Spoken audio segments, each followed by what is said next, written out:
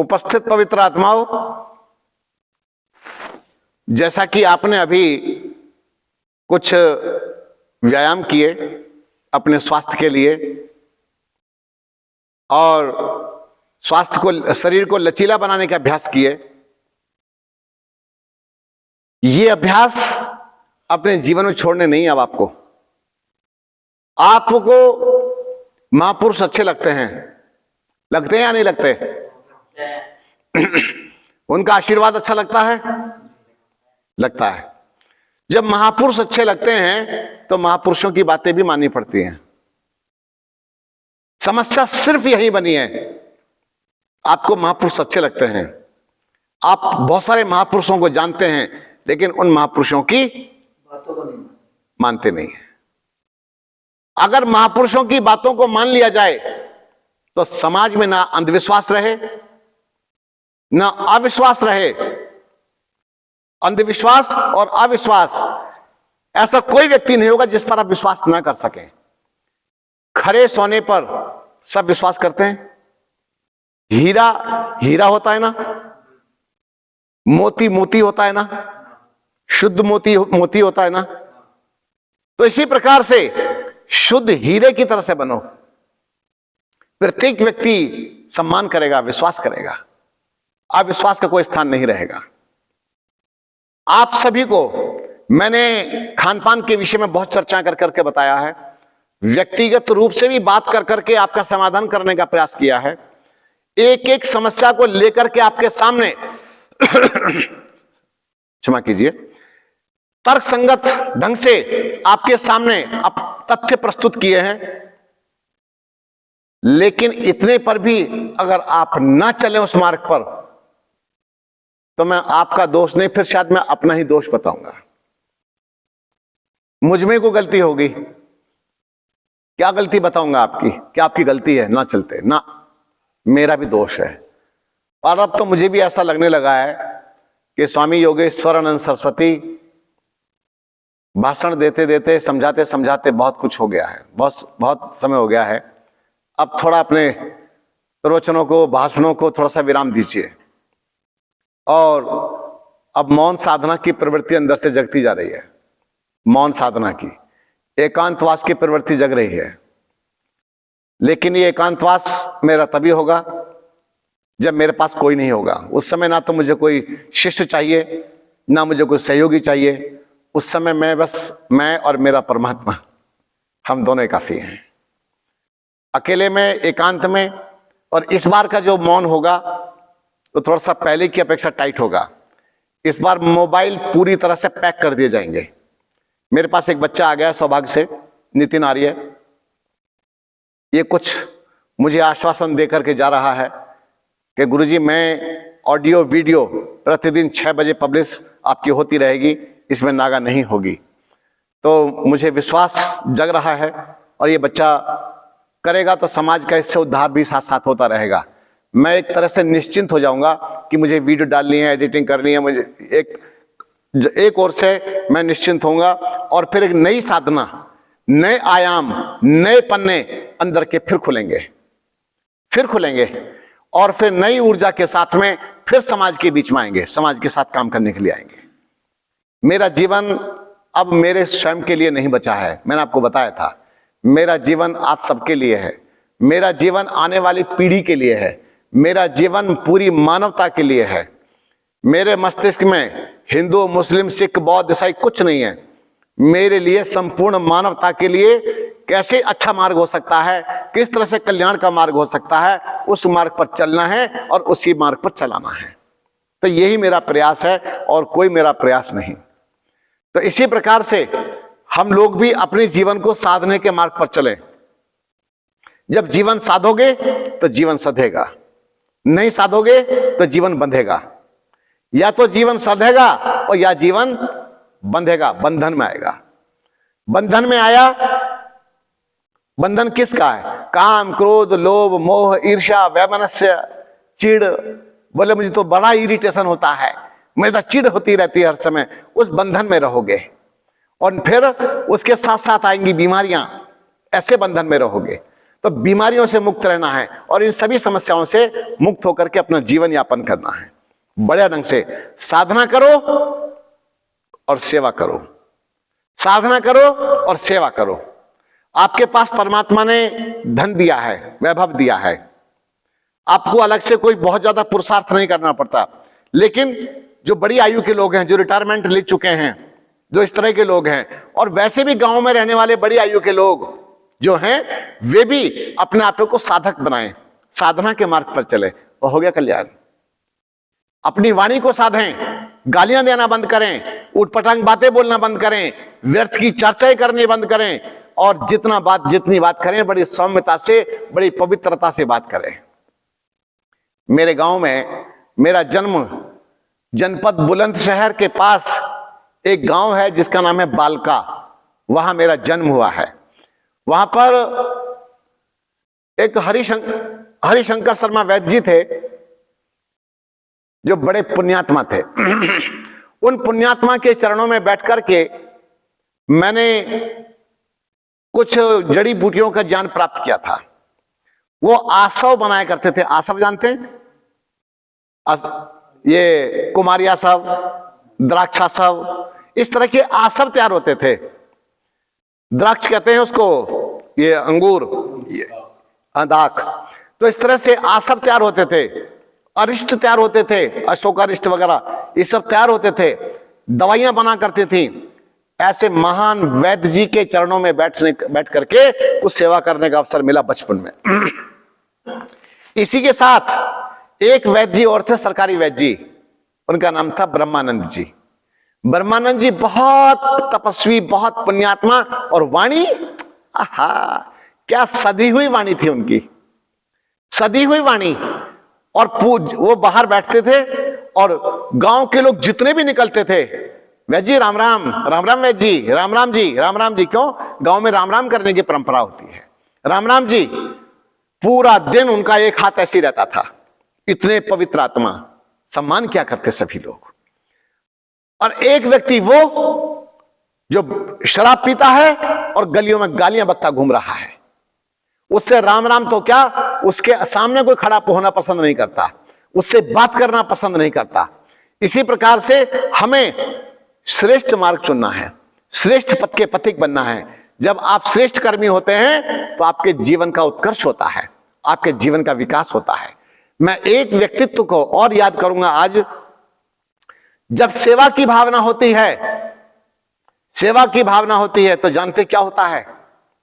हमारे गांव में एक थे बल्लू नाई। क्या नाम था? बल्लू नाई। और बल्लू नाई जो थे, मैं नाम इसलिए लेना पड़ता है क्योंकि नाम ही लेना पड़ेगा ऐसी अवस्था में। तो बल्लू नाई जो थे वो प्रातः काल में 4 बजे उठते थे। गोयल जी 4 बजे उठ करके वहां से लेकर के वहां तक दगड़ा साफ करते थे। दगड़ा किसे कहते हैं? दगड़ा, रास्ते को, रास्ता साफ किया करते थे। खोई पड़ी होती थी, गन्ने के छिलके पड़े होते थे, सब एकदम साफ साफ, पूरा रास्ता साफ, पूरी गली जो साफ दिखाई देती थी, बल्लू नाई जी के कारण दिखाई देती थी। पूरा चौक जो था, वो तिराया, वो भी उन्हीं के कारण साफ दिखाई देता था। कितना सुंदर। तो मैं ये कहता हूं, अगर मोदी जी ने ये कह दिया था कि स्वच्छ भारत अभियान, तो क्या पाप किया था? अरे दुष्टों ने तो उसके ऊपर भी टिप्पणियां करनी शुरू कर दी थी। क्या है, ओहो हम तो विपक्षी हैं तो कुछ ना कुछ बोलेंगे, कुछ ना कुछ। अरे बुद्धि से सोच के तो बोलो। महिलाओं को सम्मान देने की बात आती है तो उसमें भी उनको अड़चन होती है। देश को सुरक्षित साफ सुथरा बनाने की बात आती है तब भी उनको अड़चन होती है। और किसी की सहायता के लिए खड़े हो गए तो उसमें उनको अड़चन होती है। इतनी सारी योजनाएं बना करके रख दी कि पूरा देश सुरक्षित रह सके, उसमें भी उनको अड़चन हो रही है। मतलब तुम तो विरोधी, मतलब विपक्षी हो तो विरोधी हो, बस तुम्हें करना धरना कुछ नहीं है, ना ही तुम्हारे बस की कुछ है। तुम्हारे खानदान वाले लूट लूट करके स्विस बैंक भरते रहे, और लेकिन आज एक तपस्वी आत्मा, एक सन्यासी आत्मा आकर के राष्ट्र का संचालन कर रही, वो तुमसे हजम नहीं हो रहा, और गुंडे आकर के बैठना चाहते हैं सीट पर। तो इसीलिए मैं आपको बता देना चाहता हूं, इस संसार में उसी का सम्मान होता है जो मानवता के लिए जीता है और अपने स्वास्थ्य की रक्षा करता है।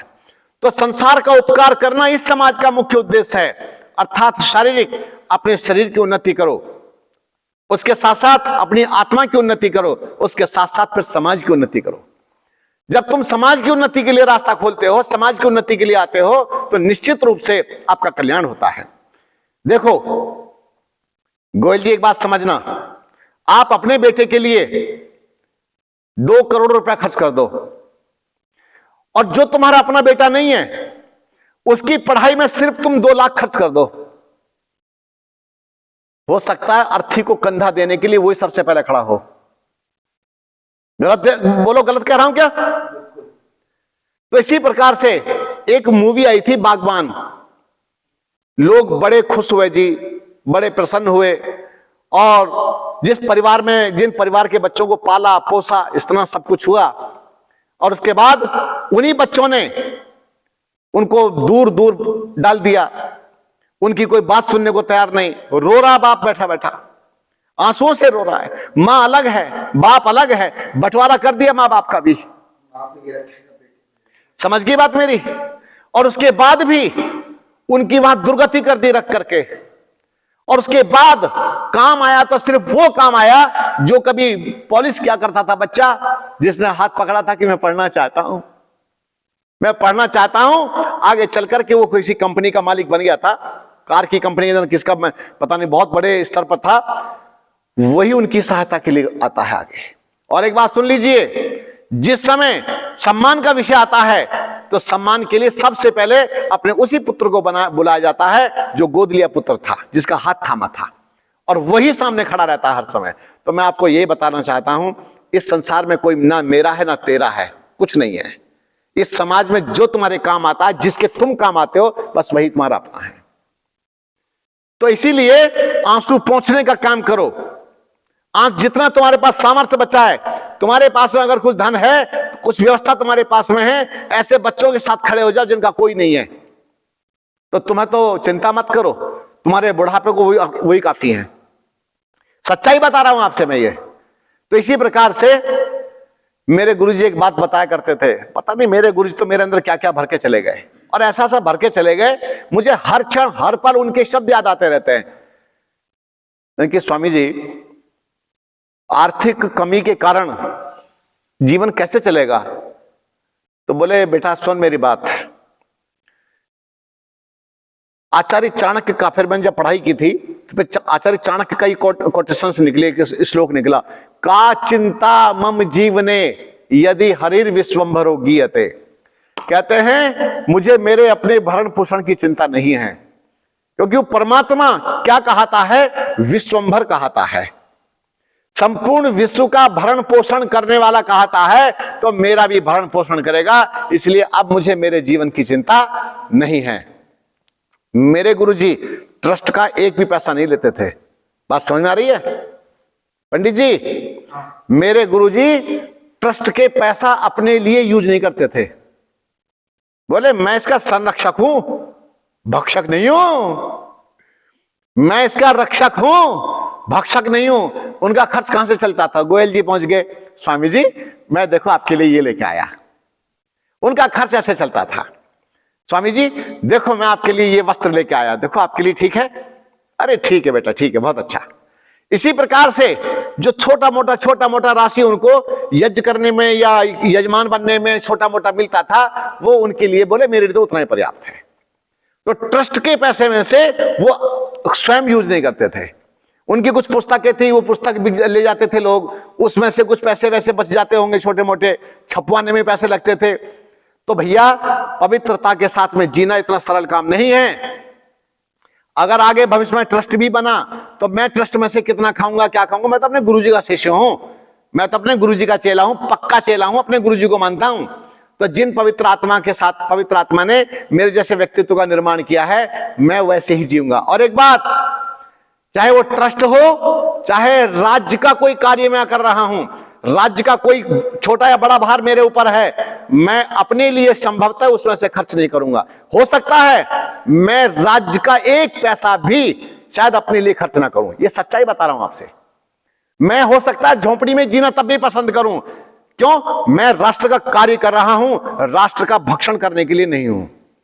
तो इस पवित्रता के साथ में काम करने की इच्छा है और जब तक जीवन है वैसे ही काम करेंगे। तो भैया किसी को समझना बड़ा कठिन काम होता है, तो मैं आपको सिर्फ इतना बताता हूं। आज यहां से बहुत सारे चैप्टर मैंने आपको पढ़ाए हैं, स्वास्थ्य के चैप्टर भी पढ़ाए हैं, आध्यात्मिकता के चैप्टर भी पढ़ाए हैं, यज्ञ के विषय में भी समझाया है, और सामाजिक दायरे में कैसे जीना है वो सारे के सारे मार्ग मैंने आपको बताने का प्रयास किया है। और जितनी सरलता से, सादगी से और मजबूती के साथ जियोगे उतना ही मजबूत आपको संसार दिखाई देगा। तो अपने आप को मजबूत बनाना है, अपने आप को तैयार करना है।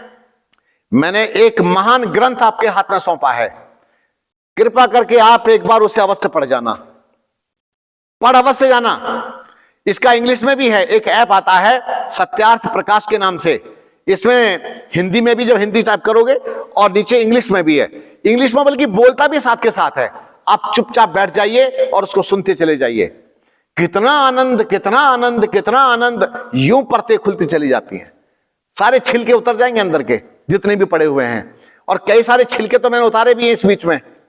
तो इसी प्रकार से अपने जीवन को श्रेष्ठ बनाइए, अपने जीवन को उन्नति के मार्ग पर लेकर जाइए, तो समाज की उन्नति हो, आपकी उन्नति होगी तो समाज की उन्नति होगी। बहुत बहुत धन्यवाद, बहुत बहुत शुभकामनाएं।